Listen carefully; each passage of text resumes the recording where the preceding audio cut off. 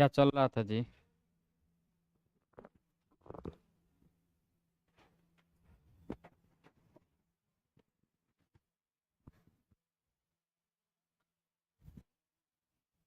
क्या चल रहा था?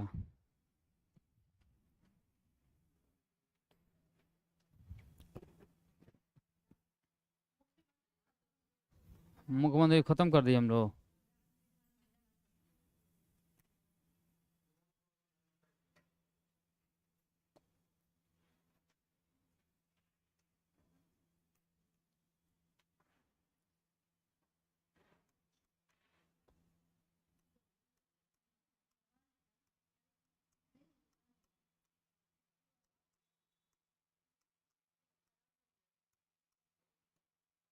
देखिए, हम लोग देखेंगे राज्य विधानमंडल। तो जिस तरह हम लोग संसद देखे थे और संसद में तीन अंग बता रहा था, राष्ट्रपति, लोकसभा तथा राज्यसभा, उसी तरह राज्य विधानमंडल में भी तीन अंग है। इसके कौन कौन? एक है राज्यपाल। राज्यपाल जिसको हम लोग देख लिए हैं। उसके बाद यहाँ पर होगा विधान परिषद। विधान परिषद। और दूसरा है विधान सभा। विधान सभा, ठीक है ना। अगर यहाँ पे बात किया जाए कि राज्य विधानमंडल, तो भारतीय संविधान के भाग 6 में इसका वर्णन किया गया है। और इसके लिए जो अनुच्छेद है वह 168 से लेकर 212 तक, ठीक है ना। तो भाग 6 में उसका वर्णन किया गया है, किसका? राज्य विधानमंडल का। और अनुच्छेद 168 से 212 तक में, यानी अगर राज्य विधानमंडल के बारे में प्रॉपर अगर कुछ पूछेगा तो इसका वर्णन है 168 में स्पेशली। कोई दिक्कत? विधान परिषद, भारतीय संविधान के अनुच्छेद 169 में इसका वर्णन किया गया है। और विधान सभा का वर्णन भारतीय संविधान के अनुच्छेद 170 में इसका वर्णन किया गया है।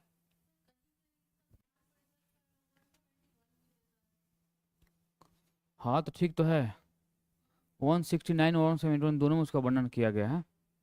लेकिन विधान परिषद जो 169 में बोल रहा हूँ उसमें उसके गठन के बारे में बात कर रहा है कि गठन कैसे होगा, उसकी समाप्ति कैसे होगी, ठीक है ना। उसका 171 में भी उसका वर्णन किया गया है। लेकिन अगर कोई एक अनुच्छेद पूछे विधान परिषद के लिए स्पेशली तो 169 ही है।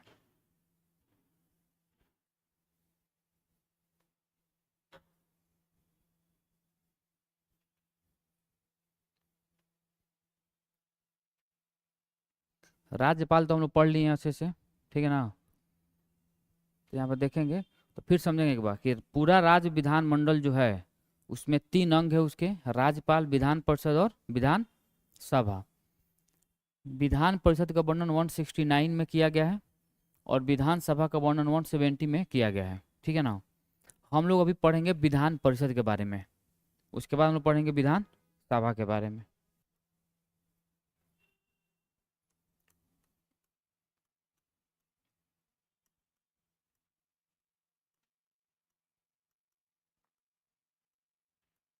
विधान परिषद,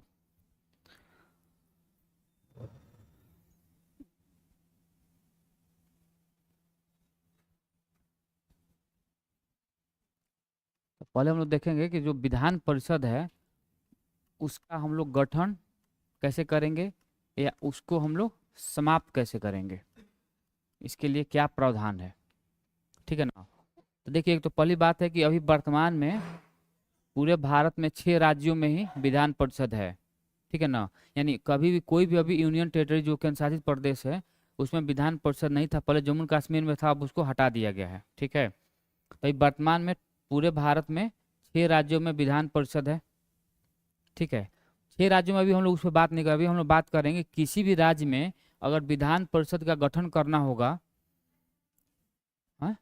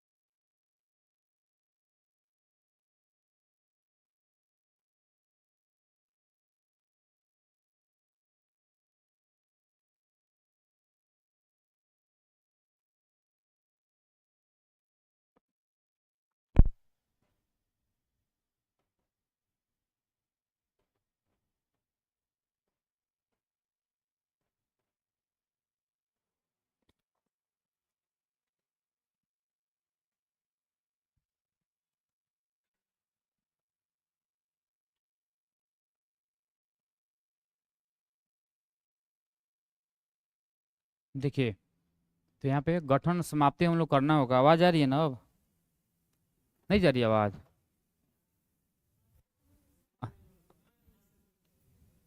नहीं, उधर उनको भी नहीं सुनाई दे रहा था ना। देख,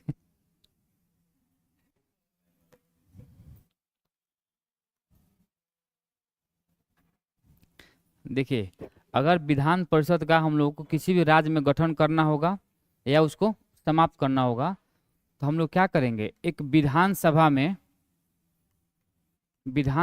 हम लोग एक विधेयक लाते हैं, एक बिल लाएंगे। ठीक है। और उस विधानसभा में विधेयक लाने या बिल लाने के बाद उसे 2/3 बहुमत से पास होने के बाद फिर यह किसके पास जाएगा? संसद के पास जाता है। और संसद, अब फिर समझेंगे, जैसे ही संसद में आए तो 3 बात याद रखना है: लोकसभा, राज्यसभा तथा राष्ट्रपति। ठीक है ना? तो 2/3 बहुमत से पास होने के बाद जब वो संसद के पास जाएगा और संसद उसको अनुमोदन दे देगा, अनुमोदन हो या अनुमति दो या सहमति दो, जो भी है, अगर ये दे रहा है, फिर उस राज्य में विधान परिषद या तो गठित हो जाएगी,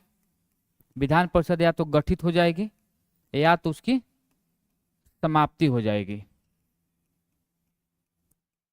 क्या समझ पा रहे हैं चीजों को मैं क्या बोल रहा हूँ? मैं सिंपल ये बोल रहा हूँ कि किसी भी राज्य में अगर विधान परिषद को गठित करना होगा या उसको समाप्त करना होगा, तो हमको पहले विधानसभा में एक विधेयक लानी होगी और उस विधेयक को विधानसभा में 2/3 बहुमत से चीजों को पास करना होगा। ठीक है?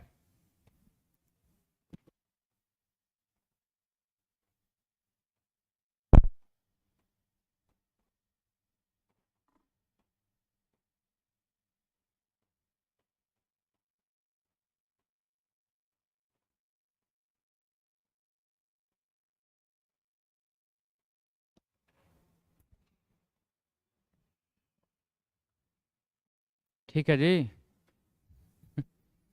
तो गठन हो गया और इसकी समाप्ति हो गई। लिख लीजिए, पहले इतना लिख लीजिए, गठन समाप्ति को।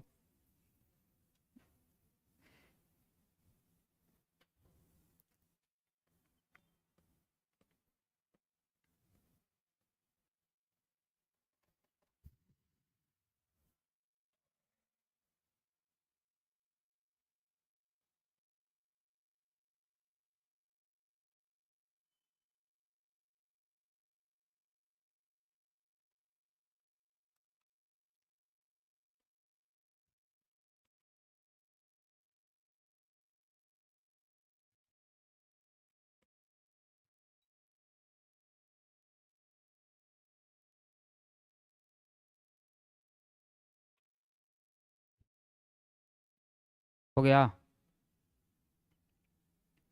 अब इसके बाद हम लोग पढ़ेंगे कि इसमें इसकी संरचना क्या है। ठीक है ना? राज्य विधान परिषद के संरचना के बारे में हम लोग यहाँ पे पढ़ेंगे, देखेंगे यहाँ पे एक बात। हो गया।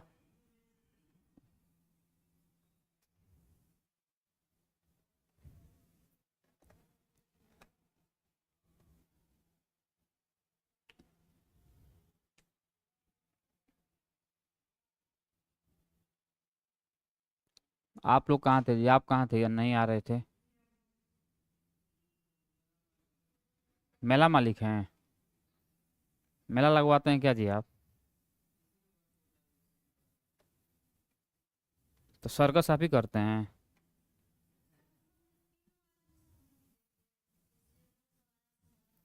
राष्ट्र विधेयक राज्यसभा से अगर राज्य से कोई भी विधेयक जाता है संसद के पास, तो राष्ट्रपति इसके लिए मतलब एक प्रकार से क्या है, बाध्य नहीं है।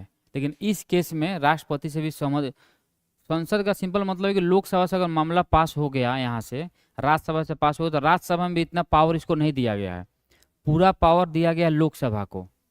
अगर लोकसभा वहां से पास कर दे रहा है तो समझिए कि वो पास है। लेकिन हम लोग इसलिए बोल रहे हैं कि संसद, इसलिए मैंने बताया है कि यहाँ पे दोनों आदमी की सहमति चाहिए, लोकसभा भी और राज्यसभा भी। ठीक है ना?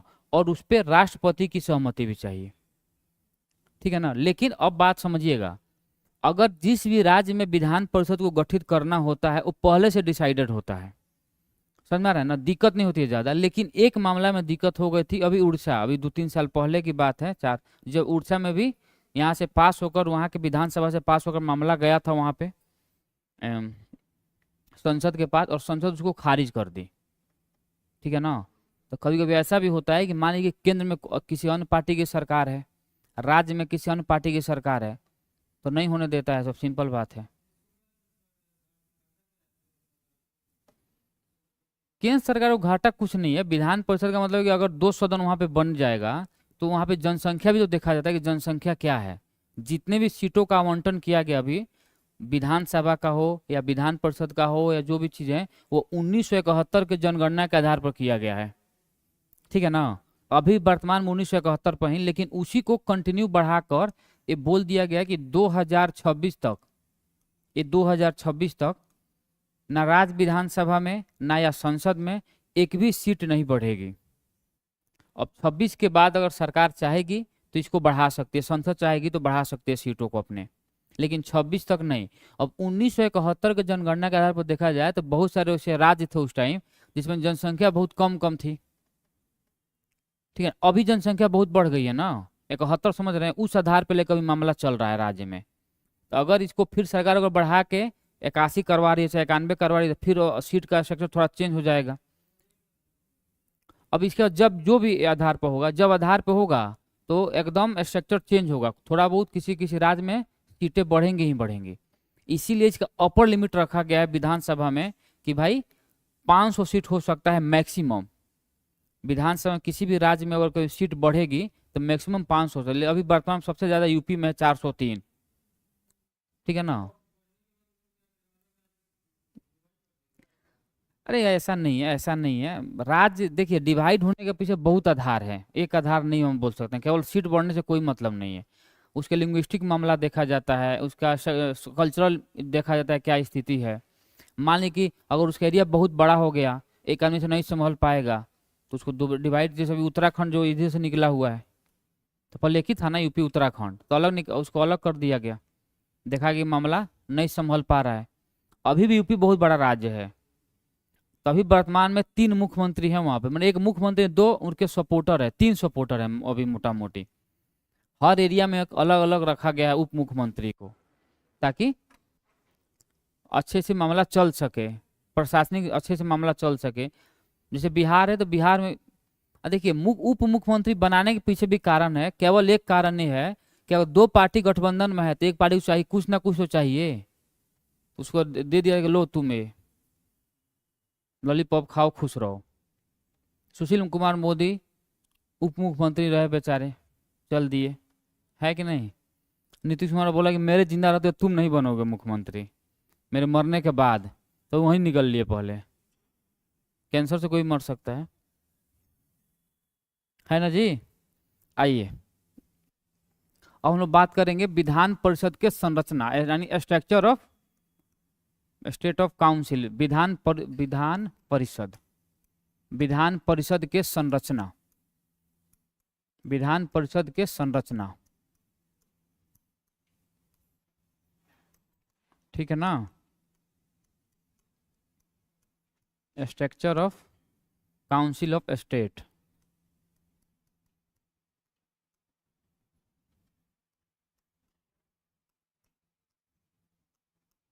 अब यहाँ पे देखेंगे ये जो संरचना है ना, इसी का वर्णन किया गया है आर्टिकल 171 में। ठीक है ना। तो इसी का वर्णन किया गया है 171 में स्पेशली, इसीलिए कहीं कहीं दे देता है उस तक। अब देखिए संरचना में क्या बोल रहा है कि किस राज्य में, अगर मान ली कोई राज्य अगर विधान परिषद उसके राज्य में गठित की जा रही है, तो उस राज्य में विधान परिषद की कितनी सीटें होंगी। तो इसमें एक क्राइटेरिया दिया गया है कि उस राज्य में जितना भी विधानसभा की सीटें होंगी, उस राज्य में जितना भी विधानसभा की सीटें होंगी उसका 1/3, उसका 1/3 सीट ही हो सकता है विधान परिषद की सीटें। ठीक है ना। विधान परिषद की सीट, जैसे मान लीजिए भारत में, बिहार में कितने सीट है विधानसभा की, 243 है। मैं बोल रहा हूँ विधानसभा, तो विधानसभा की सीटें 243 है, तो उसका 1/3 कितना हुआ, लगभग 73 के आसपास में हुआ। यार 73 के आसपास में हुआ, उसको 75 बना दिया गया, लेकिन 73, लेकिन वही बोला कि मैंने मैक्सिमम मिनिमम मतलब 1/3 होना चाहिए।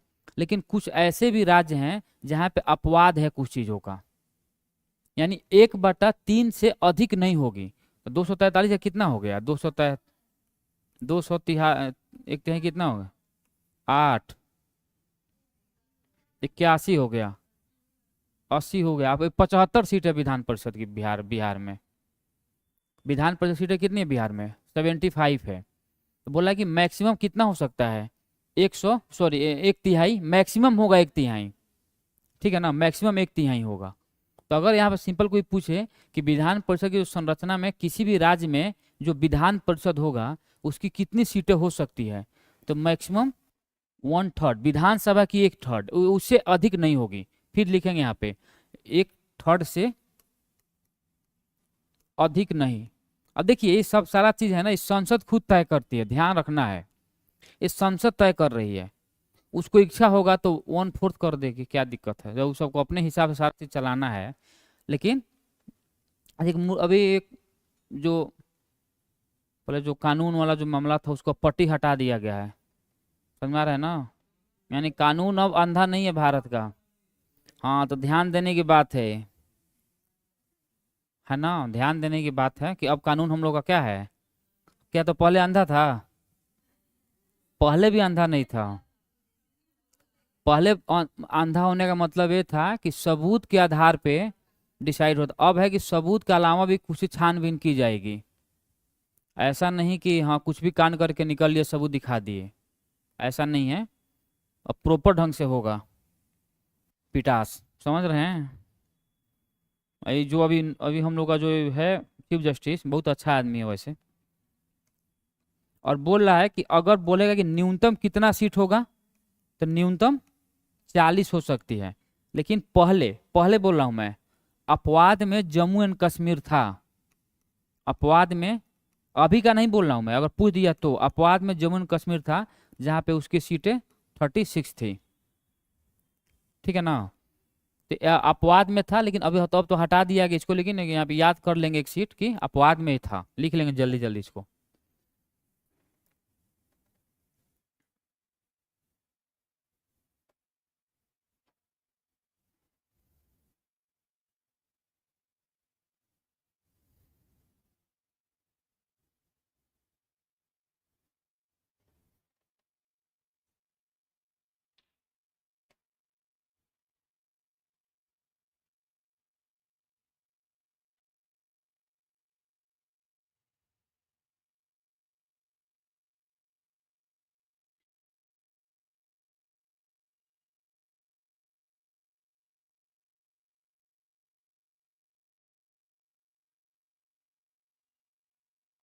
नहीं, अभी तो है ही नहीं वहां पे, विधान परिषद तो हटा दिया गया है। मैं पहले का बता रहा हूँ कि अगर कोई मतलब सवाल पूछ दिया कि पहले जम्मू कश्मीर में कितनी सीटें थी, तो अपवाद में 36 था। यही एक ऐसा राज्य था जिसमें उसके एज कंडीशन को फुलफिल नहीं कर पा रहा था। समझ में आ रहा है ना? ये मैं बता रहा हूँ यहाँ पे, अभी वर्तमान में नहीं, याद रखना है वर्तमान में नहीं है। चलिए उसके बाद हम लोग बात करेंगे कि विधानसभा के सदस्यों का चयन कैसे होता था। विधान परिषद के सदस्यों का चयन, यानी कैसे इसका सिलेक्शन किया जाता था, कैसे। यहाँ पे ध्यान देंगे, जो सिलेक्शन का था कुछ अलग था इसमें। जैसे 1/3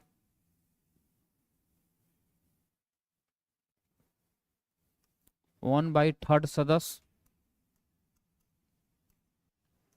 दूसरा 1/3 सदस्य, तीसरा 1/6 सदस्य, चौथा 1/12 सदस्य, और पांचवा फिर 1/12 सदस्य। ठीक है? यानी बोल रहा है कि उस राज्य में जितनी भी सीटें होंगी, उस राज्य में विधान परिषद की जितनी भी सीटें होंगी, उस सारे सीटों में 1/12 सदस्यों का चयन किसी अन्य लोगों के द्वारा किया जाएगा। 1/12 सदस्यों का चयन किसी अन्य आदमी के द्वारा किया जाएगा। 1/6 के द्वारा सदस्यों का चयन किसी और आदमी के द्वारा किसके द्वारा किसको किया जाता है, यहाँ पर ध्यान देंगे। जो वो 1/12 सदस्य हैं, इसका चयन स्पेशली अध्यापकों के द्वारा किया जाता है। अध्यापक यानी जो टीचर हैं। कौन टीचर? सरकारी टीचर। जो तो अध्यापक उनके द्वारा चयन किया जाता है कि जो 1/12 दूसरा सदस्य है, इसके सदस्यों का चयन ग्रेजुएट के द्वारा किया जाता है। ग्रेजुएट, वो ग्रेजुएट जो जिस साल इलेक्शन हो रहा है उससे वो 3 साल पहले वो अपना ग्रेजुएशन फाइनल कर लिया हो। ठीक है। 1/6 सदस्यों का चयन राज्यपाल करता है। राज्यपाल करता है। कौन से सदस्य? वैसे सदस्य जो साहित्य, कला, विज्ञान, साहित्य, कला, विज्ञान, ठीक है, समाज सेवा इत्यादि में अपना अहम योगदान दिया हो। ठीक है। और जो 1/3 सदस्य हैं, इनका चयन जो लोकल बॉडी होता है, लोकल बॉडी लाइक पंचायती राज राज्य के द्वारा, जो पंचायत के द्वारा जो लोग होते हैं, जो सिलेक्ट होते हैं, वो लोग चुनेंगे। कुछ नगर पालिका के सदस्यों के द्वारा, जैसे दूसरा जिला बोर्ड के सदस्यों के द्वारा, इन लोगों के द्वारा इनका चयन किया जाता है। कोई दिक्कत? तो यहाँ फिर रखेंगे 1/3 2 है, 1/6 1 है और 1/12 2 है। तो एकदम उसको सीक्वेंस में चीज़ों को हम लोग को याद करना होगा। ठीक है ना। और 1/3 सदस्य हैं, इसका सिलेक्शन विधानसभा के सदस्यों के द्वारा किया जाता है। विधानसभा के सदस्यों द्वारा इसका सिलेक्शन किया जाता है। क्या में ध्यान रखेंगे।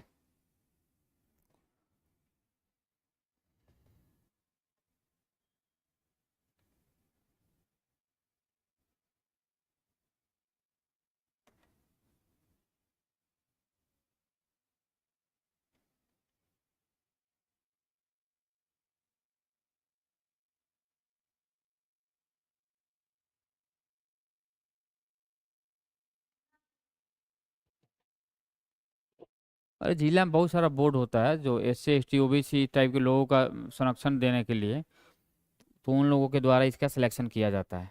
यानी सिंपल ये बात समझना, हम लोग के यहाँ पे सिंपल ये समझना है कि जो पंचायत है, जो नगर पंचायत है, जो जिला परिषद है, जो नगर पालिका है, नगर निगम जिसको हम लोग बोलते हैं, उनके सदस्यों के द्वारा इन सदस्यों का चयन किया जाता है। किसके? अध्यापक का मतलब जो टीचर हैं, कोई भी कर सकता है। हाँ, कोई भी कर सकता है, लेकिन सब लोगों को मौका मिलता नहीं है। रियलिटी ये भी है। तो एकदम फिक्स रहता है पहले से कि वही लोग करेंगे। वैसे लोगों को ही करवाया जाता है कि जो लोग वहां पे जाकर पलटे नहीं। मानिए आपको दे दिया जाए, आप जाकर दूसरे को वोट दे देंगे तो पहले से डिसाइडेड किया जाता है कि भाई ये लोग अपना आदमी है कि नहीं है, ताकि जिस पर शक न हो। समझ में आ रहा है ना। तो वैसे लोगों को यहाँ पे दिया जाता है। ग्रेजुएट तो बहुत सारे लोग, किसको मौका मिलता है इसमें? आप सुनेंगे नहीं, मेरे जान में तो कोई नहीं है जो वोट दिया है। आप दिए हैं तो इनका जरूर सेटिंग होगा उधर। हाँ, तो वही मैं बोल रहा हूँ कि नाम भी कौन जुड़वाएगा? वो आपका मुखिया कोई है, वो जो आपका बहुत जान में, वही नाम जुड़वाएगा। सब आदमी का नाम नहीं जुड़वाया जाता। अरे मैं वही बोल रहा हूँ, कहीं ना कहीं जो कि सब लोग का नाम नहीं जुड़ता उसमें। ठीक है ना। जो बहुत जान पहचान है, अरे इसमें बहुत लफड़ाबाजी है। सिंपल बात है, उसको रैक चुन लिया जाता है। सिंपल इतना ही समझिए। ये सब तो कहानी बनाया गया है, कुछ नहीं होता ऐसा कुछ। समझ में आ रहा है ना। विधान परिषद में कौन सदस्य चुन कर जाएंगे, वो पहले से डिसाइडेड रहता है, वही लोग जाते हैं। आजकल इसको बनाया क्यों गया है, सबसे बड़ी बात यह है कि जो थोड़ा बड़ा राज्य है, वहां पे मान लीजिए मुख्यमंत्री जिसको बना हार गए, तो क्या होगा? तो एक मौका इसीलिए दिया गया है विधानसभा के सदस्यों द्वारा। देख लीजिए कि इसके द्वारा जो सदस्य चुन कर जाएंगे वो अब सीधे मुख्यमंत्री बने। अपने बिहार में नीतीश बाबू इसी से चुन कर जाते हैं। विधान परिषद के ही सदस्य हैं वो। समझ में आ रहा है ना। वो चुनाव नहीं लड़ता है वो। कहीं से अपना विधायक की, पहले लड़ा होगा, अभी नहीं लड़ता है वो, बहुत टर्म से नहीं लड़ रहा है वो, यहीं से चुन के चल जाता है। जब उसका अपना आदमी पहुंच गया है विधानसभा में, जीता तो देगा ही। तो एक सीट चाहिए, और ऐसे भी नीतीश कुमार को विपक्षी पार्टी भी दे देंगे वोट, ऐसा मतलब उसका एक छवि ठीक है मिला जुला कर, छवि भी एक प्रकार से देखा जाता है क्या स्थिति है आपका। बस हम लोग यही याद रखना, हम लोग एग्जाम पास करना है ना, तो हम लोग यही याद रखना है, 1/3, 1/3, 1/6, 1/12 और 1/12। नीचे के दो तो आसान है, टीचर और जो ग्रेजुएट लोग हैं। 1/6 जो है वो राज्यपाल के द्वारा किया जाएगा। इसी तरह 12 सदस्यों का चयन राष्ट्रपति करता है राज्यसभा में, राज्यसभा में करता है, ठीक है ना। दूसरा बात यह है कि 1/3 जो सदस्य विधानसभा के सदस्यों चुनकर जाएंगे, और फिर 1/3 सदस्य लोकल बॉडी, पंचायती राज, नगर पालिका, जिला बोर्ड इत्यादि के द्वारा उसको चुनकर भेजा जाएगा, ठीक है। चलिए आगे देखते हैं हम लोग। अब अगर पूछेगा कि इसका कार्यकाल क्या है, विधान परिषद के सदस्यों का कार्यकाल, तो विधान परिषद के सदस्यों का कार्यकाल वही है जो विधानसभा में जो राज्यसभा के सदस्यों का कार्यकाल था।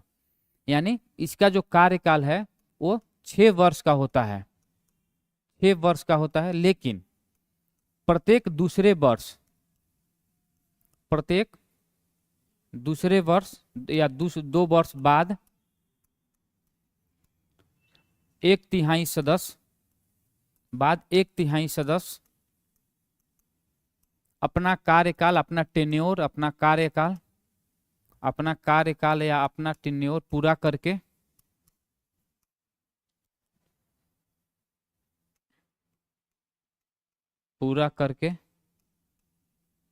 निकल जाते हैं।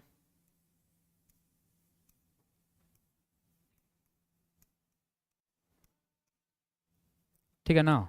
तो इसका अगर कार्यकाल पूछेगा तो सिंपल इसका कार्यकाल ये है कि पहले तो इसका कार्यकाल सिंपल याद रखना है कि इसका कार्यकाल 6 वर्ष का होता है। दूसरा याद रखना है कि प्रत्येक 2 वर्ष बाद 1/3 सदस्य अपना कार्यकाल यानी अपना जो टेन्योर है उनका वो पूरा कर लेते हैं 6 वर्ष का, और फिर निकल जाते हैं। जो निकलेंगे फिर से उन लोगों का चयन किया जाता है, ठीक है। दूसरा अगर यहाँ पर पूछेगा कि इसके लिए क्या योग्यताएं होनी चाहिए, क्या क्वालिफिकेशंस है,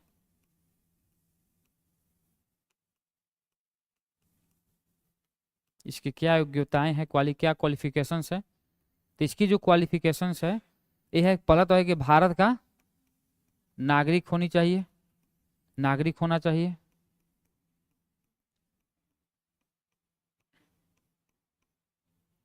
दूसरा बात कि इसका एज, इसकी जो आयु है कितना होना चाहिए, 30 वर्ष पूरा कर चुका हो। तीसरा है कि दिवालिया या पागल न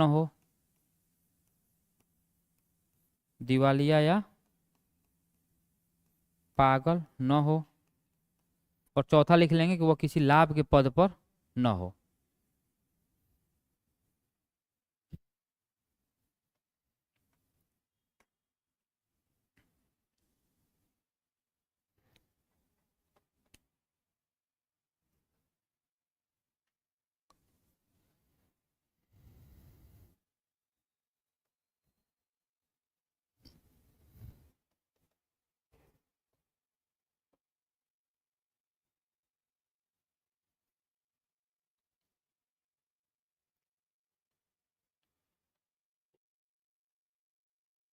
समझ में आ रहा है? सुनूंगा भी मैं, समझ में आ रहा है ना? सुनना भी है, अभी एक राउंड चलेगा सुनने का कार्यक्रम भी।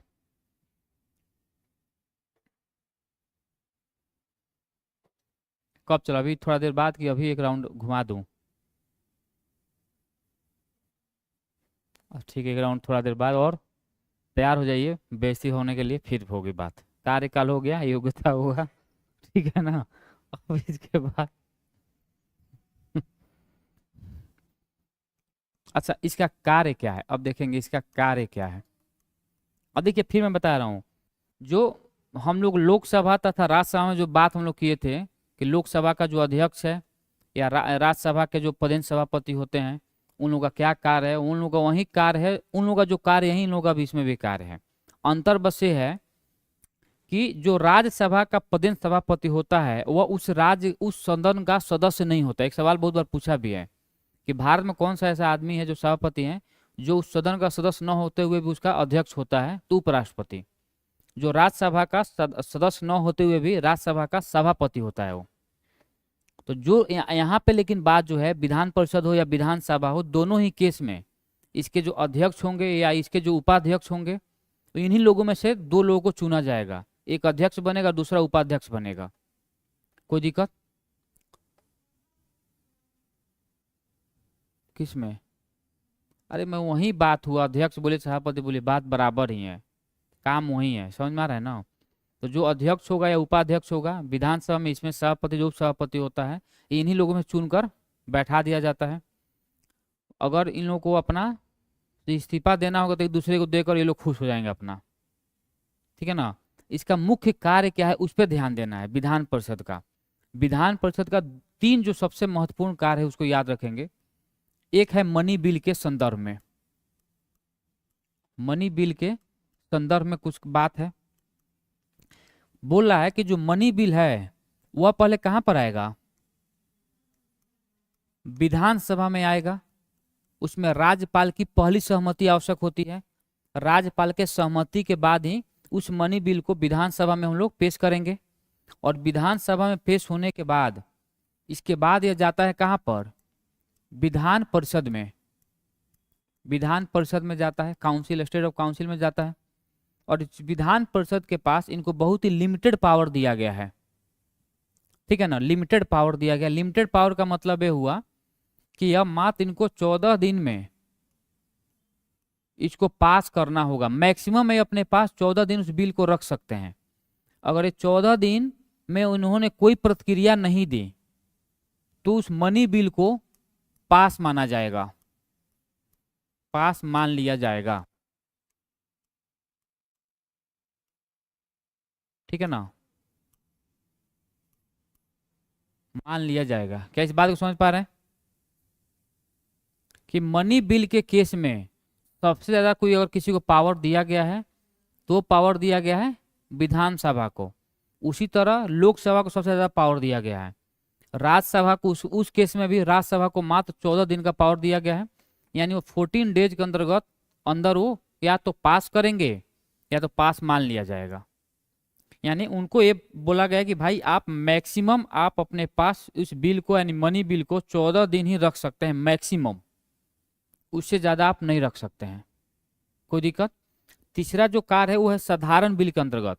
देखिए साधारण बिल अगर इनके पास आ रहा है विधान परिषद के पास, जो ऑर्डिनरी बिल है वो उनको मैक्सिमम वो 4 महीने तक अपने पास रख सकते हैं, मैक्सिमम 3 महीना एक बार, और फिर एक बार रिकंसिडर के लिए भेजेंगे, फिर से वापस आएगा तो 1 मंथ और रख सकते हैं। यानी 3+1। अगर ओवरऑल बात कर रहा है तो 4 महीना होगा, अगर ऐसे पूछ रहा है तो 3+1। कोई दिक्कत समझने में? तो अगर यहाँ पे ऑर्डिनरी बिल के बारे में बात किया जाए, ऑर्डिनरी बिल के बारे में बात किया जाए जिसको हम बोलते हैं क्या, साधारण विधेयक, साधारण विधेयक। तो अगर साधारण विधेयक के बारे में बात किया जाए तो इनके केस में विधान परिषद को 3+1 महीने का पावर दिया गया है। अगर ओवरऑल बात करेंगे तो 4 मंथ्स।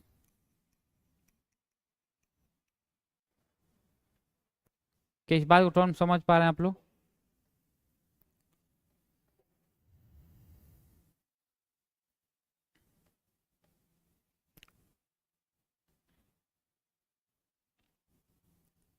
और तीसरा जो इसमें महत्वपूर्ण कार्य है कि जो विधान परिषद होता है,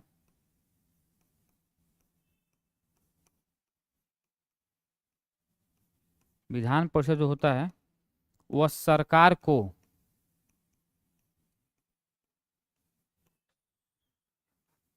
सहयोगात्मक कार्य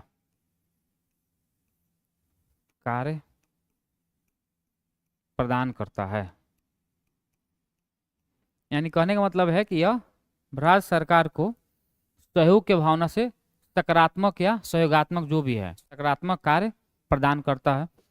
सहयोगात्मक कर लीजिए, चाहे इसके जगह पर सकारात्मक लिख लीजिए। राज्य सरकार या सरकार जो है विधान परिषद को एक प्रकार से सकारात्मक कार्य करने के लिए उसमें सहयोग देता है।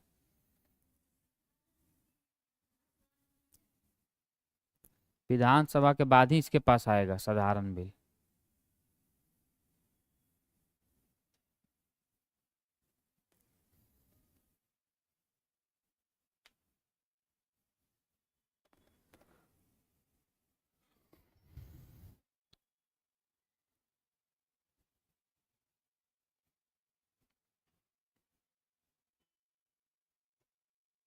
ठीक है,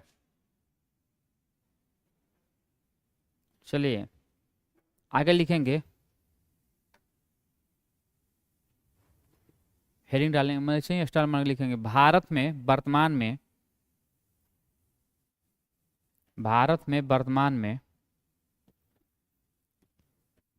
6 राज्यों में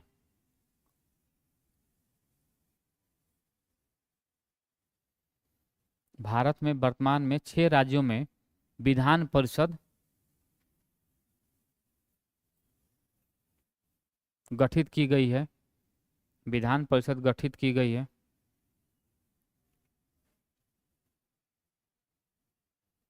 लिखेंगे यूपी, बिहार,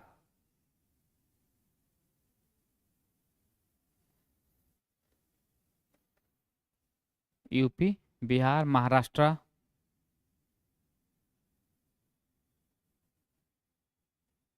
कर्नाटका, तेलंगाना और आंध्र प्रदेश।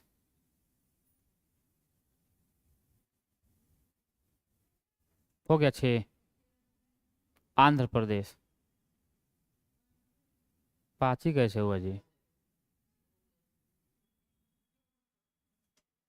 ठीक है। और दूसरा बात, यहाँ पे एक सवाल पूछ सकता है कि जो 6 राज्यों में जो विधान परिषद है तो किस राज्य में विधान परिषदों की संख्या बराबर है? तो याद रखेंगे बिहार और कर्नाटका दोनों ही राज्यों में विधान परिषदों की संख्या 75 है। तो नीचे लिख लेंगे कि बिहार तथा कर्नाटका में विधान परिषद की संख्या बराबर है, यानी 75 है।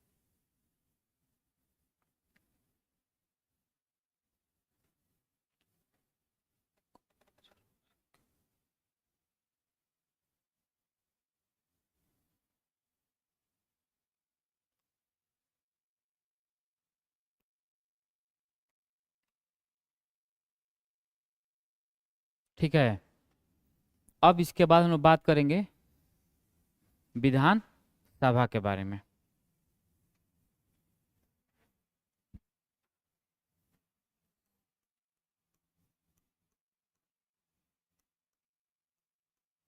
विधान सभा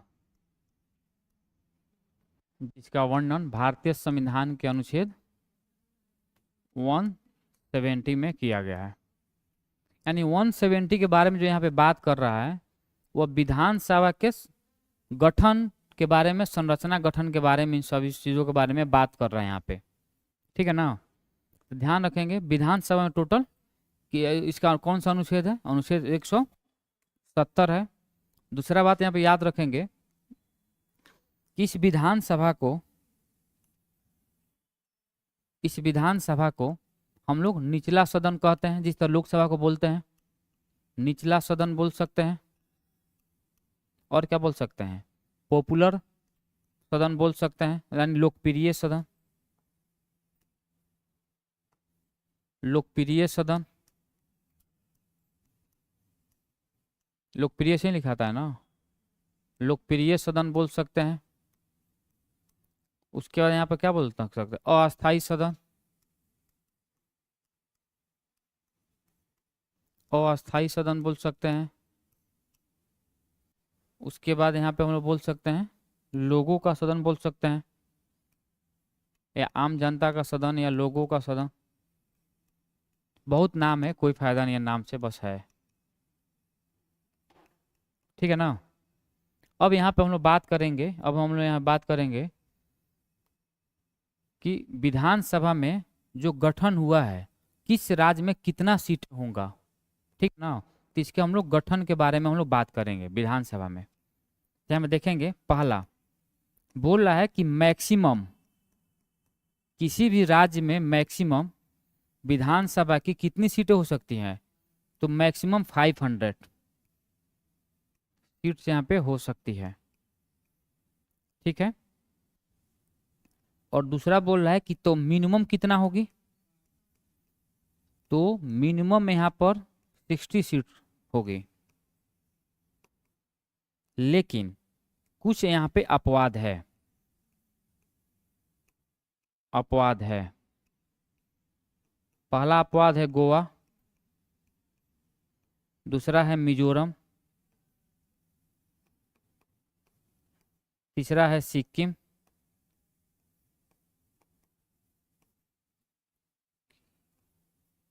और चौथा है असम।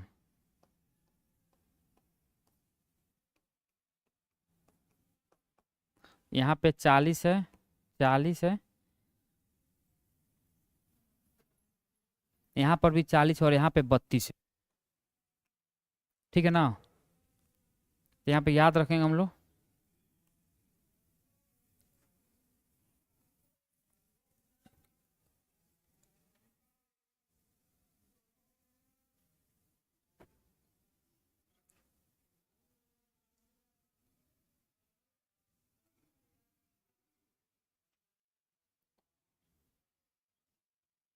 गोवा मिजोरम, रुके रुके,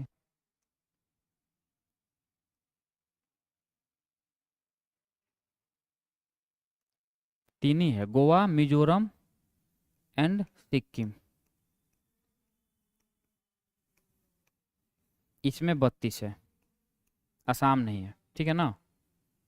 ठीक है, तो हम याद रखेंगे अपवाद में 3 राज्य है जो इस कंडीशन को फुलफिल नहीं कर पा रहा है। इसके पीछे कारण क्या है, वही कारण है 1971 का जनसंख्या वाला मामला है। यहाँ पे उस टाइम के हिसाब से डिवाइड किया गया, उसमें जनसंख्या बहुत कम था इन राज्यों का, तो सीटें कम आवंटित की गई है।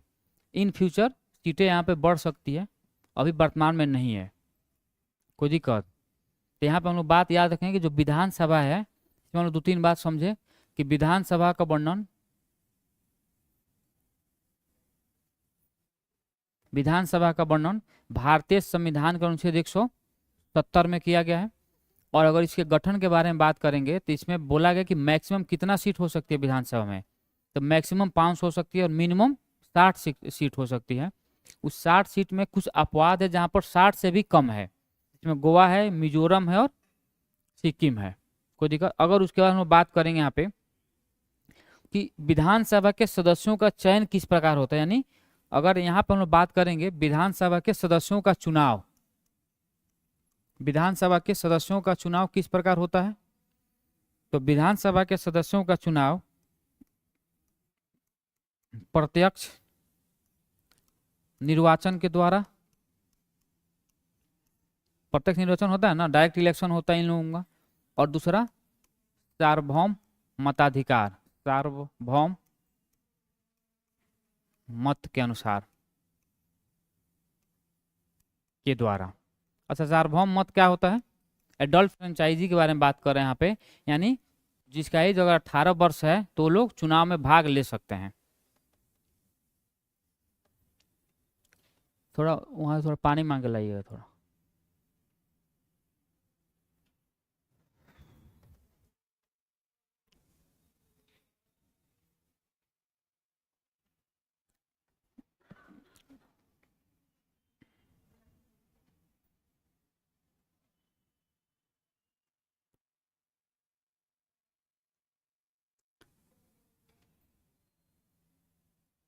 नहीं है, अच्छा, मुझे लगा पानी खत्म हो गई, स्थिति आ गया क्या।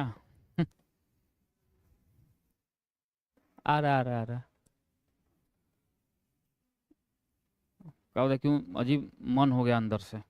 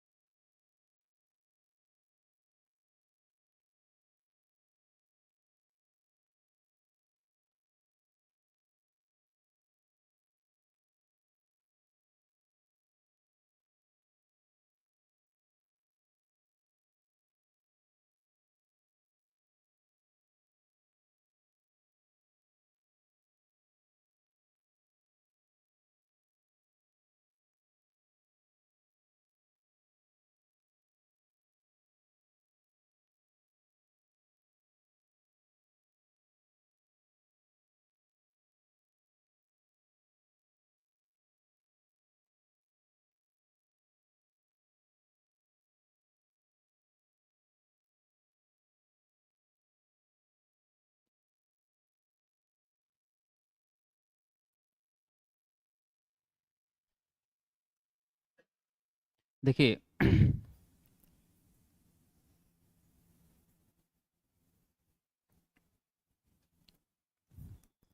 अगर हम लोग यहाँ पे बात करेंगे केंद्र शासित प्रदेश के बारे में, केंद्र शासित प्रदेश के बारे में, तो दो ऐसे केंद्र शासित प्रदेश हैं जहाँ पे विधानसभा रखा गया है। पहला है दिल्ली, जिसमें टोटल 70 सीट है, और दूसरा है पुडुचेरी, जिसमें 30 सीट है। लिखेंगे इसको।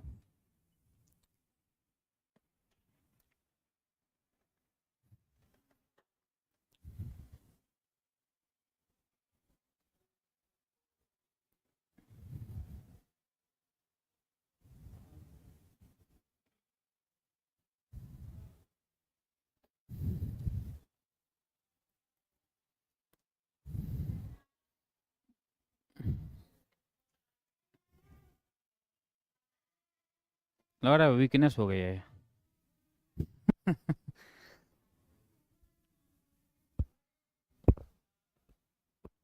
पैसा जो ना करवाए, समझ में आ रहा है। पैसा नहीं है जरूरी लाइफ में, बहुत जरूरी है, उससे ज़्यादा जरूरी कुछ नहीं है लाइफ में। अब लेकिन इसका मतलब नहीं कि मर जाएं ये भी ध्यान देना है।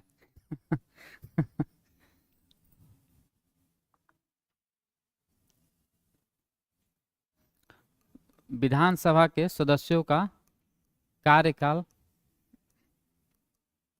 देखेंगे तो विधानसभा के सदस्यों का जो कार्यकाल है, अगर बात किया जाए, इसका कार्यकाल सामान्यतः कितने वर्ष का होता है?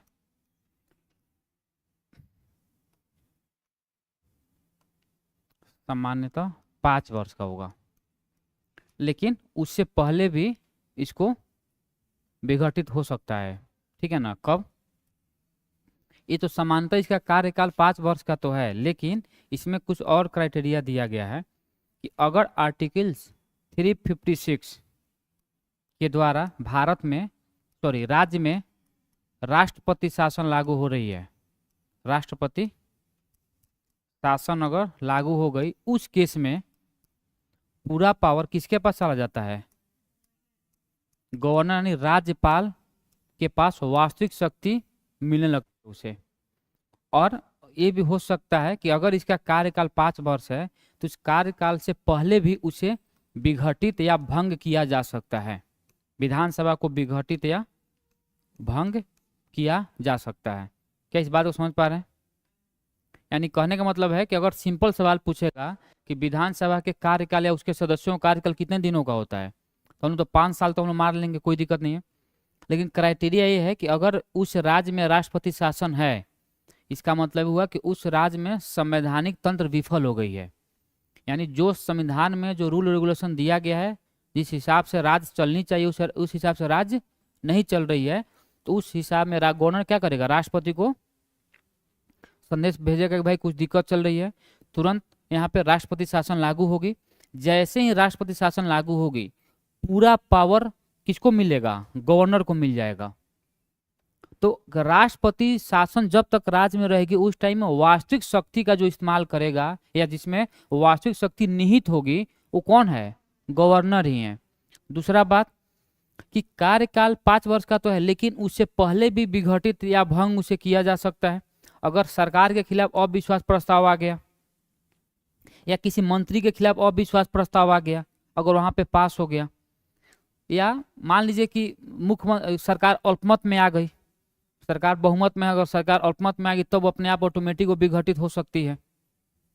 ठीक है ना? ये सारा चीज इस क्राइटेरिया दिया गया है। ठीक है। दूसरा बात हम लोग यहाँ पे बात करेंगे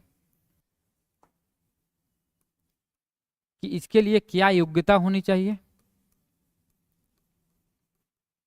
क्या योग्यता होनी चाहिए? तो पहली योग्यता तो सबको पता है कि भारत का नागरिक। दूसरा, इसका एज मिनिमम 25 वर्ष पूरा हो चुका हो। ध्यान रखना है, 25 वर्ष पूरा हो चुका हो, 26वें वर्ष में हो, तब जाकर लड़ेगा चुनाव। और तीसरा, किसी लाभ के पद पर न हो, लाभ के पद पर न हो, लाभ के पद पर न हो। और चौथा, पागल दिवालिया न हो।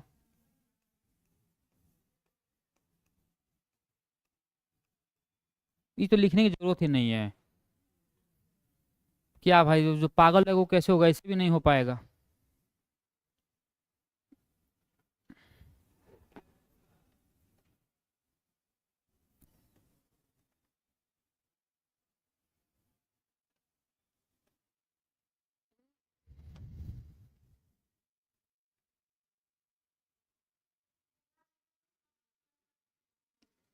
आ?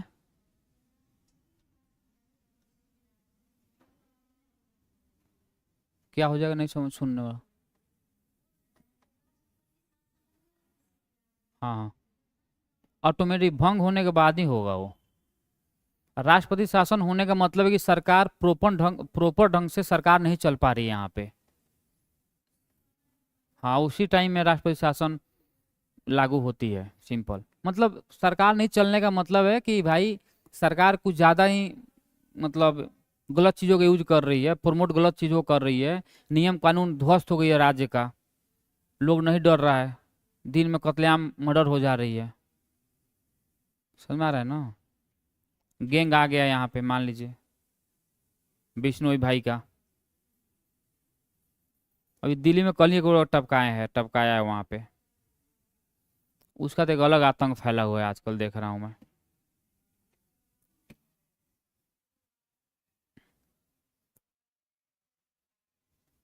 मुनव्वर फारूकी को भी मारा है, बोला है मारने के लिए।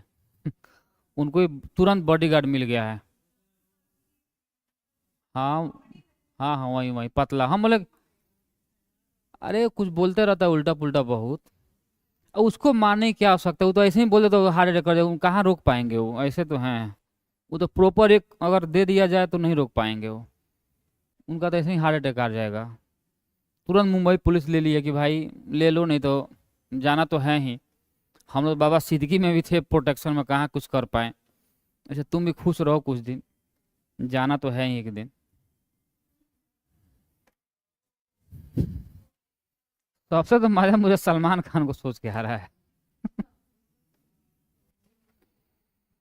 लिखिए, चलिए अब इसको लिखवा रहा हूँ मैं, लिखवा दूँ कितना तो काम चला लेंगे आप लोग, इतना तो हो जाएगा ना। नहीं, इसके आगे तो कुछ है ही नहीं, इसके आगे बस यही है कि जैसे मान लीजिए अगर यहाँ पे विधानमंडल हम लोग बात करें, अगर विधानमंडल अगर हम लोग यहाँ पे बात करें तो विधानमंडल में दो है, एक कौन, विधान परिषद है, और दूसरा विधानसभा है। विधानसभा है, ठीक है। तो अगर यहाँ पे बात किया जाए विधान परिषद के बारे में, तो इसमें भी एक अध्यक्ष होगा या सभापति जो भी समझिए, एक अध्यक्ष होगा और दूसरा उपाध्यक्ष होगा, उपाध्यक्ष होगा, ठीक है ना। तो अध्यक्ष उपाध्यक्ष, अगर इसको अगर इन लोगों को मतलब क्या बोलते हैं उसको, इस्तीफा देना होगा तो एक दूसरे को लोग दे देंगे, ठीक है। उसी तरह विधानसभा में भी एक अध्यक्ष और एक उपाध्यक्ष होगा, उपाध्यक्ष होगा, अध्यक्ष और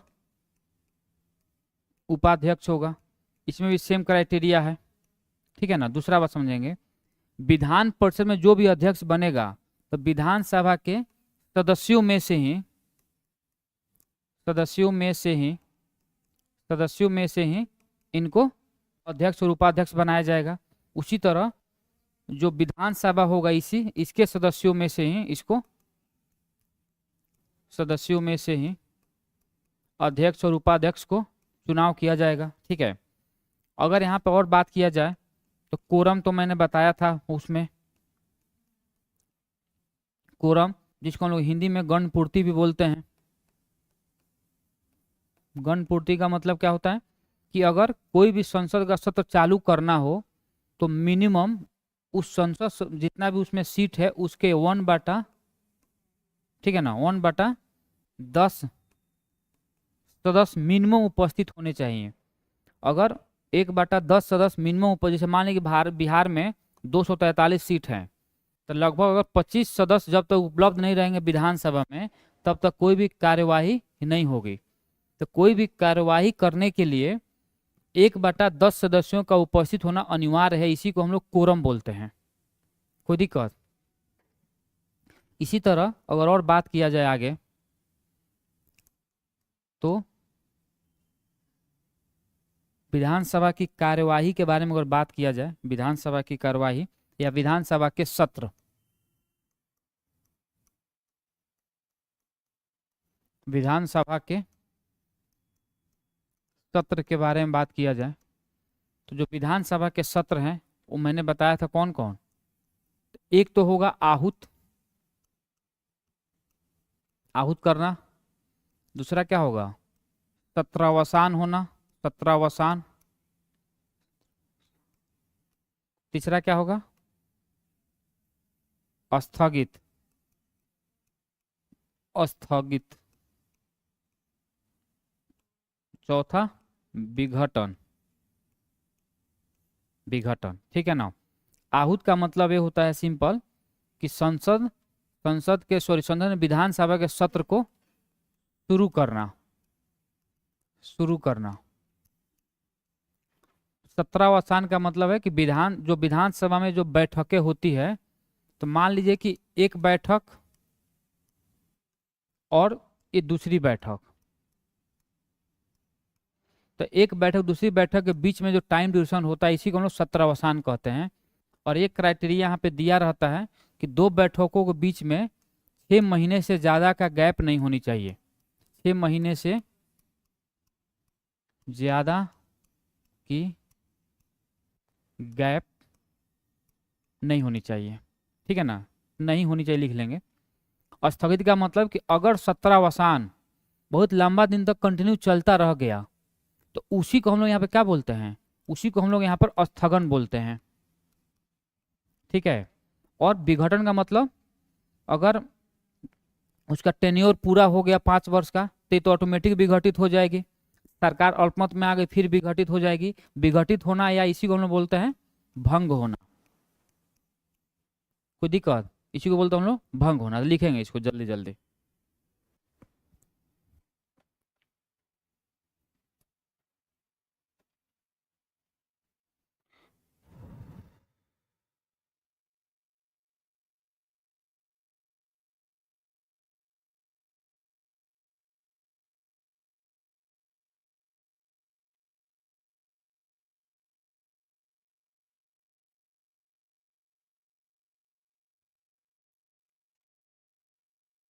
क्या पिछला स्लाइड? उधर कुछ है ही नहीं, यही तो है, मेन यही है।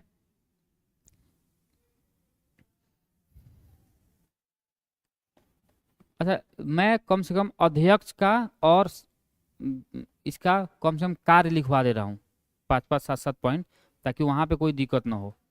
ऐसे तो मैं तो वही कार्य है जो लोकसभा के सदस्यों का, लोकसभा का अध्यक्ष का कार्य है।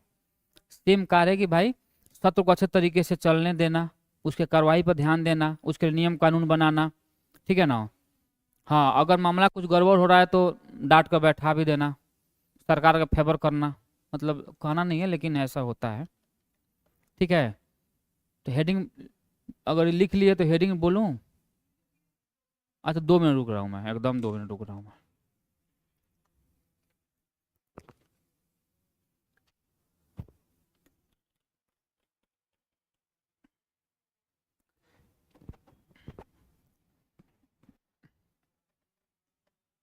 मान ली गर्मी में अगर एसी और फैन ना रहे तो लोग जिंदा रह के मर जाएगा।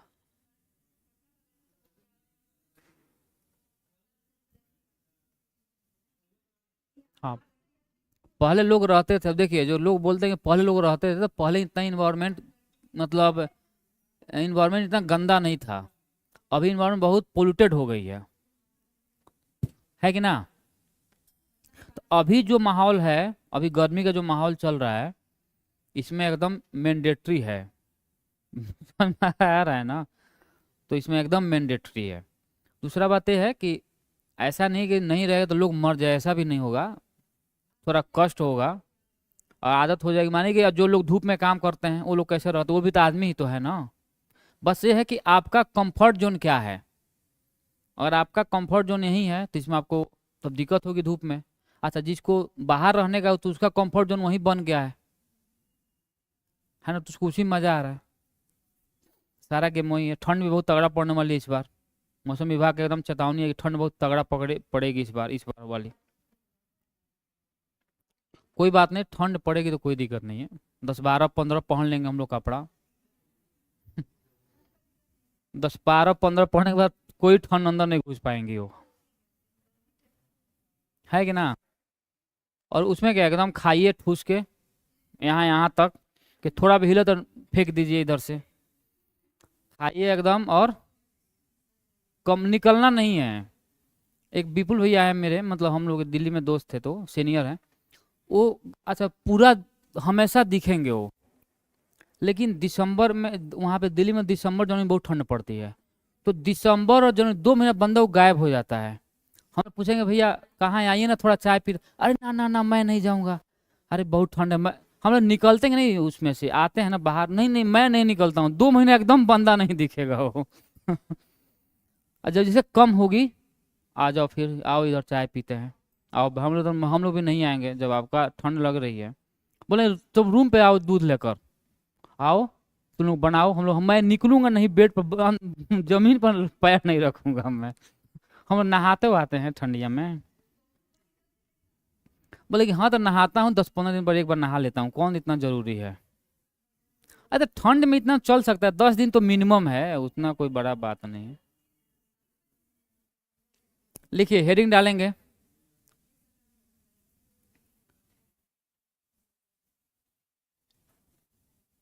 लिखेंगे विधानसभा के अध्यक्ष के कार्य एवं शक्तियां।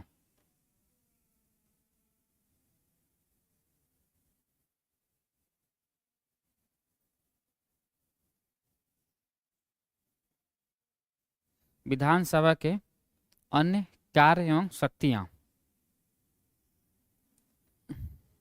लिखेंगे पहला पॉइंट,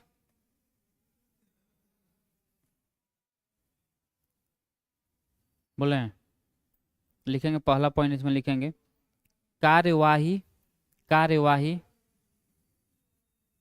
एवं अन्य कार्यों को कार्यवाही एवं अन्य कार्यों को सुनिश्चित करने के लिए कार्यवाही एवं अन्य कार्यों को सुनिश्चित करने के लिए वह व्यवस्था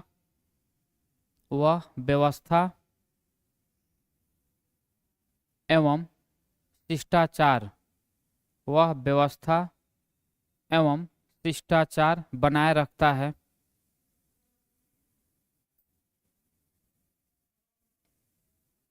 यह उसकी शिष्टाचार बनाए रखता है, यह उसकी प्राथमिक जिम्मेदारी है, यह उसकी प्राथमिक जिम्मेदारी है। और इस संबंध में और इस संबंध में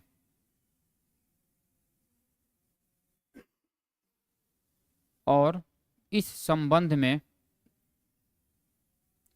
उसकी शक्तियां इस संबंध में उसकी शक्तियां अंतिम है।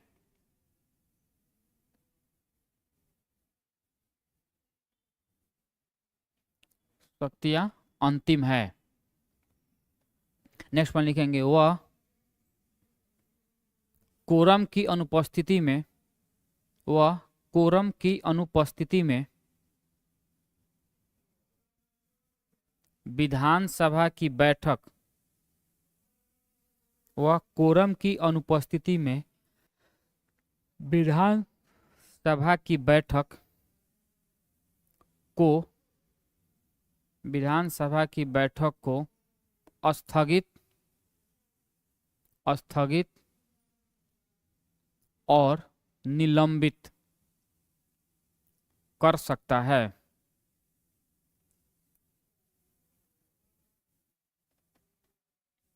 कर सकता है।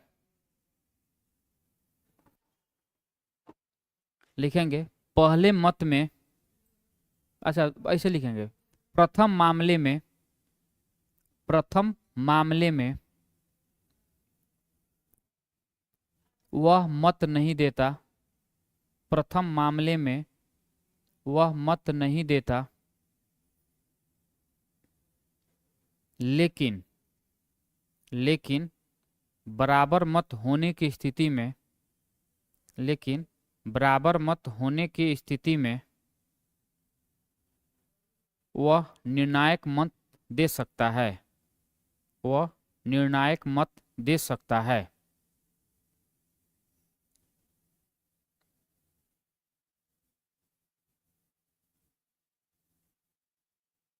ठीक है, आगे लिखेंगे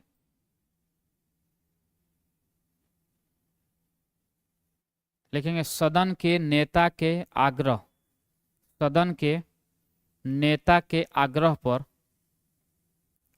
सदन के नेता के आग्रह पर, हाँ, नेता के आग्रह, आग्रह पर वह गुप्त बैठक को अनुमति प्रदान कर सकता है, वह गुप्त बैठक को अनुमति प्रदान कर सकता है।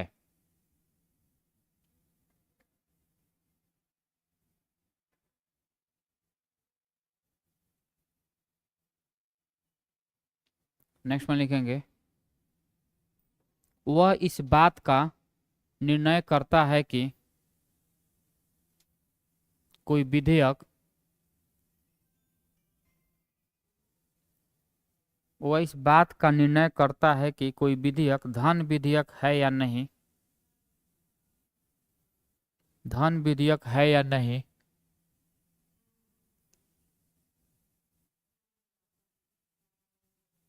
और इस मामले में,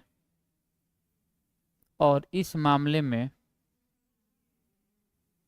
उसका निर्णय अंतिम होता है, और इस मामले में उसका निर्णय अंतिम होता है।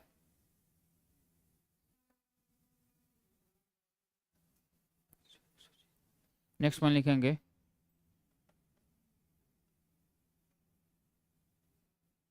10वीं अनुसूची के उपबंध, 10वीं अनुसूची के उपबंधों के आधार पर, क्या है 10वीं अनुसूची में, दल बदल विरोधीकरण, हाँ, एंटी डिफेकेशन लॉ लिखेंगे। क्या बोल रहा हूँ, हाँ, 10वीं अनुसूची के उपबंधों के आधार पर किसी सदस्य की, किसी सदस्य की अयोग्यता को लेकर, किसी सदस्य की अयोग्यता को लेकर उठे किसी विवाद, उठे किसी विवाद पर फैसला देता है, को लेकर उठे विवाद पर फैसला देता है।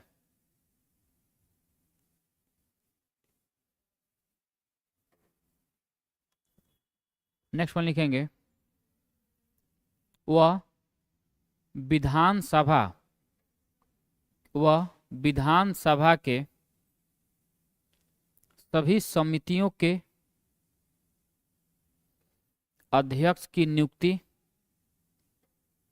वह विधानसभा के सभी समितियों के अध्यक्ष की नियुक्ति, अध्यक्ष की नियुक्ति और उनके कार्यों, और उनके कार्यों का पर्यवेक्षण करता है, और उनके कार्यों का पर्यवेक्षण करता है।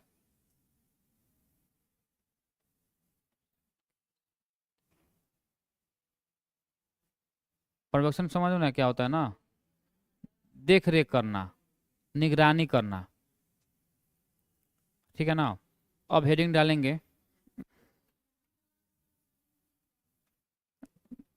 आए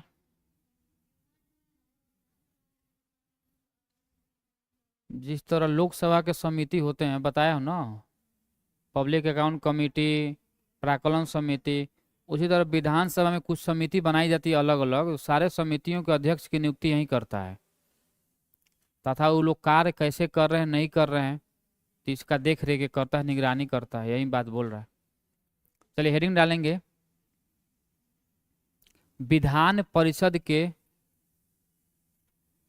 सभापति के कार्य एवं शक्तियां।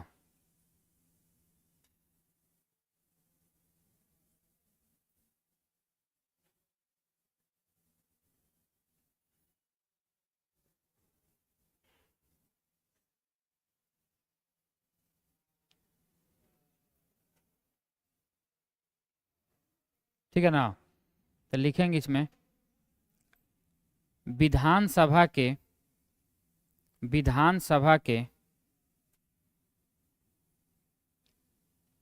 विधानसभा के अध्यक्ष के रूप में, विधानसभा के अध्यक्ष के कार्य, अध्यक्ष के कार्य की तरह, विधानसभा के अध्यक्ष के कार्य की तरह ही सभापति के भी कार्य एवं शक्तियां होती है, कार्य एवं शक्तियां होती है। विधानसभा के अध्यक्ष के तरह ही या अध्यक्ष के कार्य की तरह ही विधान परिषद के सभापति के कार्य एवं शक्तियां होती है।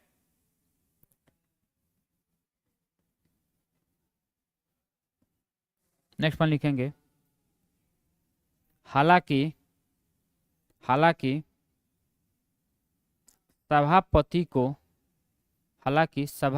को एक विशेष अधिकार प्राप्त नहीं है, हालांकि सभापति को एक विशेष अधिकार प्राप्त नहीं है जो अध्यक्ष को है, जो अध्यक्ष को है कि जो अध्यक्ष को है कि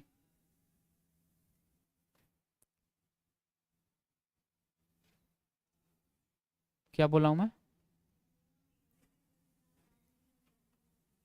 कि अध्यक्ष की तरह, अध्यक्ष यह तय करता है कि, अध्यक्ष यह तय करता है कि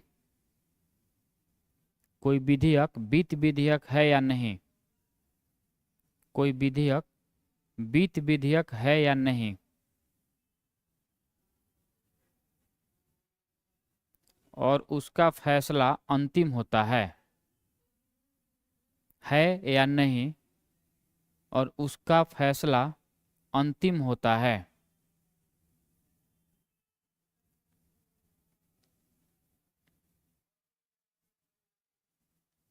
नेक्स्ट पॉइंट लिखेंगे,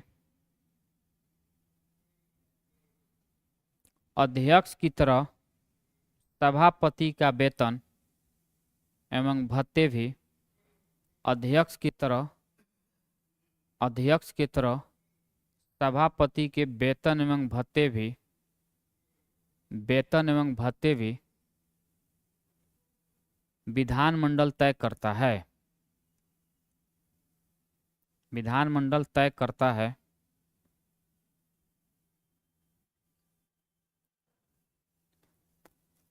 इन्हें, इसमें लिखेंगे, इन्हें राज्य की संचित निधि पर, इन्हें राज्य की संचित निधि पर, इन्हें राज्य की संचित निधि पर भारित किया जाता है, भारित किया जाता है, भारित किया जाता है।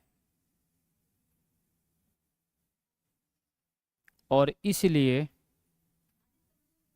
व्यय उसी पे लोड किया जाता है कि भाई तुम ही यहाँ, मतलब इन लोगों का पैसा राज्य के संचित निधि से निकाल कर दिया जाता है, वही बोल रहा है। और यह और इसलिए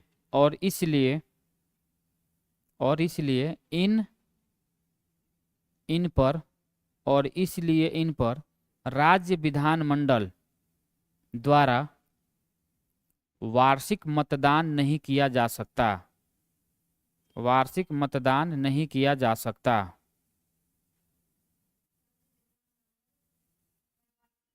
नहीं किया जा सकता। ठीक है ना। चलिए थोड़ा पूछने का कुछ कार्यक्रम चले 5-7 मिनट।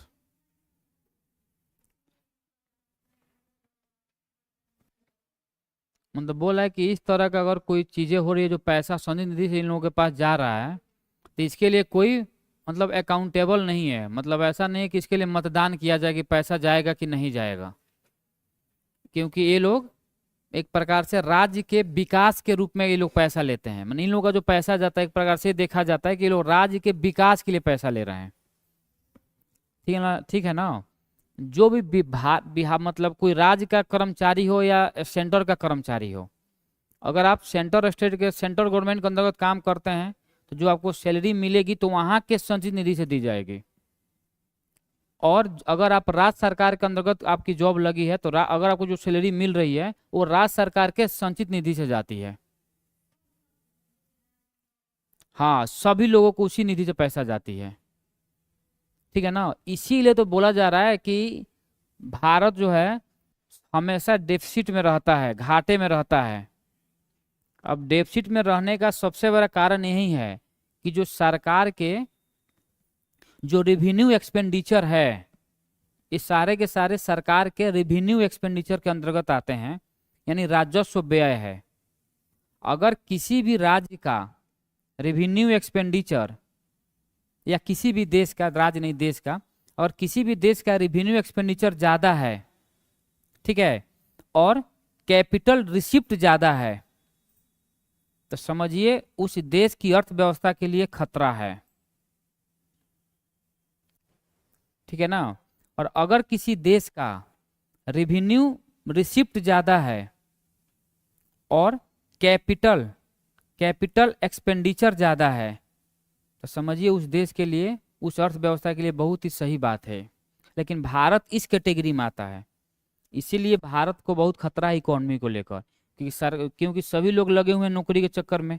तो सरकार का रेवेन्यू एक्सपेंडिचर जा रहा है और इससे सरकार को ज़्यादा कुछ फायदा हो नहीं रहा है, होता नहीं है। जितने भी सरकार लोगों को सैलरी दे रही है, सरकार लोगों को पेंशन दे रही है, सरकार लोगों का लोन माफ कर रही है, सरकार लोगों को सब्सिडी दे रही है, जितने प्रकार के सरकार की खर्चे हैं, ये वेस्ट ऑफ मनी है सरकार के लिए, ये देश के लिए फायदेमंद नहीं है। समझ में आ रहा है ना। और जब ये पैसा देगी, अगर उतना उस हिसाब में सरकार को रेवेन्यू मिलेगा नहीं, लोग ईमानदारी से टैक्स पे नहीं करेंगे, तो सरकार फिर उधार लेगी। जब उधार लेकर इन लोगों को देगी पैसा, तो खतरा है ना देश में। इसलिए अगर किसी भी इकोनॉमी में अगर ऐसा सिचुएशन बन रहा है तो एक प्रकार से वह इकोनॉमी एक प्रकार से स्टेबल इकोनॉमी के रूप में देखा जाएगा। लेकिन अगर इस प्रकार का सिचुएशन बन रहा है जो भारत का है, तो समझिए कि बहुत सोचने की बात है सरकार को। इसीलिए सरकार सरकारी नौकरी के बारे में बात नहीं कर रही है, कम कर रही है। लेकिन वोट बैंक तो देखना है। ये जितना हो रहा है ना, सारे के सारा वोट बैंक है। ये जो दिख रहा है ना रेवेन्यू एक्सपेंडिचर, ये सारे के सारे एक प्रकार से देखा जाए तो सरकार का ये वोट बैंक है। लोन माफ कर देना, सब्सिडी दे देना, 5 किलो अनाज देना, फिर बढ़ा दिया अगले 5 साल के लिए, बोले कि 5 साल फिर मिलेगा, अभी 5-5 किलो अनाज लीजिए। लोग खुश हैं, ये लोग नहीं सोच रहा है कि इससे जो 5 किलो अनाज से फायदा नहीं है। सरकार अगर आपसे 5 किलो अनाज ले रही है ना, तो अदर जगह चीजों की महंगाई बढ़ी है, आपसे सरकार मेकअप करवा रही है पैसा यहाँ पे। ऐसा सरकार नहीं, सरकार बस दिख रहा है हम लोग को कि 5 किलो अनाज मिल रहा है। दूध पे जो 1 किलो एक रुपया बढ़ गया, जितने भी डेयरी प्रोडक्ट उस पर 1-1 रुपया बढ़ गया, दाल चावल तेल, ये सारा चीज का दाम बढ़ गया। जो इसेंशियल चीजें हैं अपने लाइफ के लिए, उन सारे चीजों पे बढ़ गया। तो इससे लोगों को दिक्कत नहीं है, दिक्कत है कि 5 किलो अनाज सरकार दे रही है। अरे पागल भाई, तो तुमको उधर भी तो तुम लोग टैक्स ज्यादा दे रहे हो, और 80 करोड़ लोगों को मात्र प्रॉफिट होगा इससे। सरकार बोली है कि अगले 5 साल में 80 करोड़ लोगों को फायदा होगा इससे, और टैक्स तो सभी लोग पे कर रहे हैं। क्या लोग भारत में केवल 80 करोड़ लोग ही हैं क्या? 140 करोड़ है ना, अब मात्र 80 करोड़ को सरकार फायदा पहुंचा रही है। तो ये है, लेकिन अब 5 किलो एक बार मिलता है तो थोड़ा अच्छा लगता है ना। मानिए घर में अगर 10-12 लोग पैदा करके रखे हैं तो 50 किलो मिलेगा, एक बोर आ जाएगा। अब जिसके घर में एक है वो दुखी है, चला काश मैं भी थोड़ा मेहनत करता तो 10-12 कर लिया रहता तो 50 मिलता है कि नहीं। खैर चलिए, अब थोड़ा मैं पूछता हूँ 5 मिनट। ये हो गया, रेवेन्यू एक्सपेंडिचर छोड़े, हटा दीजिए ये सब। हम लोग कल शुरू करेंगे, क्या शुरू करें, पंचायती राज व्यवस्था न्यायपालिका।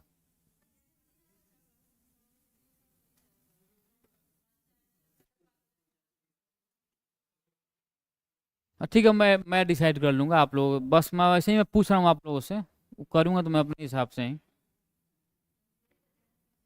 चलिए कोई इधर से एक आदमी खड़ा हो जाइए अपने मन से, ताकि उन्हीं से पूछूं मैं। आप लोगों को कोई नहीं है इधर, कोई है जो खड़ा हो सकता है अपने मन से, उन्हीं से पूछूंगा पहले।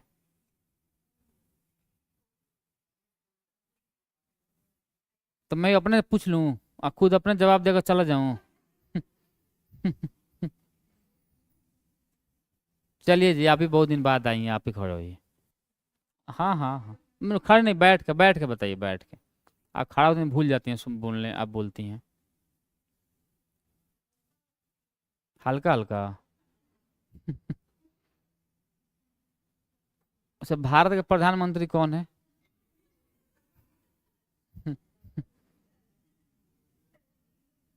पूरा नाम बताइए। वाह, उनके मम्मी का नाम? मर गई?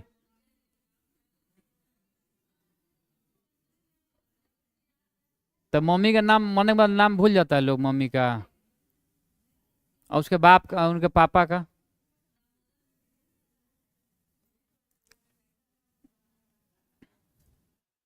चलिए बताएंगे। अनुच्छेद 37 क्या है? 37 SC/ST के बारे में।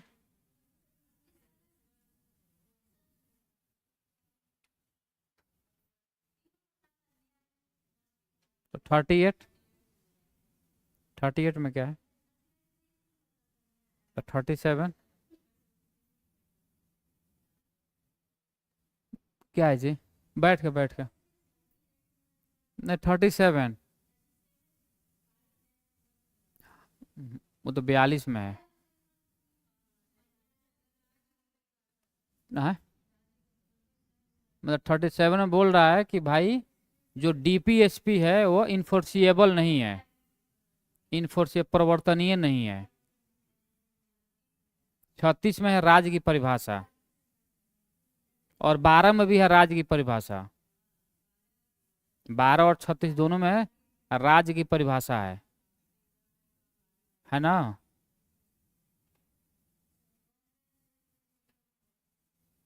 तो क्यों गई थी गाँव? दशहरा मनाने? सासू माँ से मिली अपने? सासू माँ से नहीं मिली?